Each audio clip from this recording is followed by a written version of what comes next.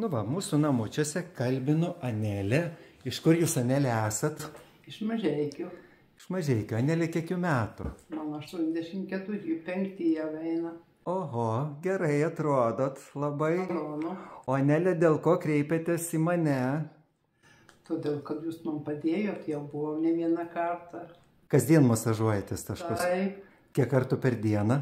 gal vieną kartą. Aha, nu kelis kartus naudingiau būtų. Bet vienas kartas ir tai padeda, ar ne? Visą vakarą aš masažuoju. Supratau. Kiek laiko maždaug? Apie 4 valandas. Tada tikrai užtenka 4 valandas. Va čia tai bent, va čia tai užsidegimas. Retai kada būna. O Anelė, jūs prieš kelis metus atvažiavote ir jums su keliais buvo labai blogai, ruošėtės keisti kelių sąnarius. Taip, man pagerėjo labai.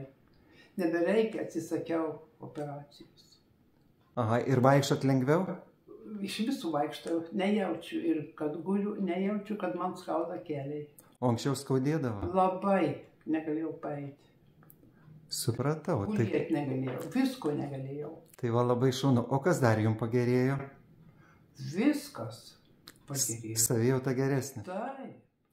O žiūrėkit, jūs čia dar prieš metus laiko, kada žadėjot, jums gydytojai dializę ruošėsi daryti, nes buvo inkstai nedirbo, ar ne? Tai jūs tada staigiai pas mane atlėkėt? Taip.